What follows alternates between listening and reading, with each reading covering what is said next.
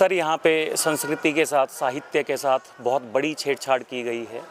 यहाँ पे 2 नाटक आए थे, 2 कॉलेजेस ने एक ही नाटक किया आषाढ़ का एक दिन, और उन्होंने साहित्य को बदलने की कोशिश की। उन्होंने कालिदास को कुल्लू का बताकर, एक कॉलेज ने कालिदास को रामपुर का बताकर कुल्लू के राजा ने चंबा दे दिया और रामपुर के राजा ने किन्नौर दे दिया, जबकि ये साहित्य में कहीं नहीं है। उनको साहित्य पढ़ने की बहुत आवश्यकता है। और सवाल मेरा है जजीज़ से, क्या जजीज़ ने कभी साहित्य नहीं पढ़ा? वो किस तरह से जजमेंट दे रहे हैं? क्या उन्हें पता नहीं है कि कालिदास कहाँ से थे? आषाढ़ का एक दिन नाटक बहुत बड़ा नाटक है मोहन राकेश का, जो MA हिंदी में पढ़ाया जाता है।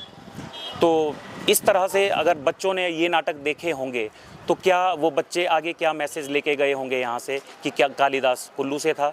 और रही भाषा की बात, जजीज़ ने ये कहा कि उसमें पहाड़ी भाषा कही गई है, तो पहाड़ी भाषा नहीं है। मैं उनके ध्यान में लाना चाहता हूँ, पहाड़ी बोलियाँ हैं।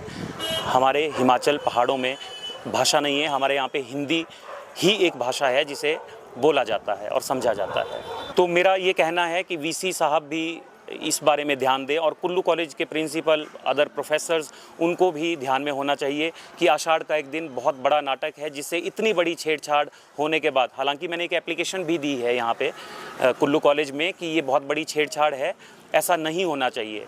और ये सब होने के बावजूद उस नाटक को 2nd पोजीशन में लाया गया, जबकि हिमाचल के बारे में बहुत अच्छा नाटक था, RKMB का बहुत अच्छा नाटक था, जो हम प्रकृति के साथ छेड़छाड़ कर रहे हैं, उससे हमें क्या नुकसान हो रहे हैं, क्या हम झेल रहे हैं। तो क्या उन्हें वो दिखाई नहीं दिया कि बहुत अच्छा नाटक था? या और भी नाटक थे, एक नाटक था खिंद, बहुत अच्छा नाटक था, उसे इन्होंने कहीं नहीं देखा।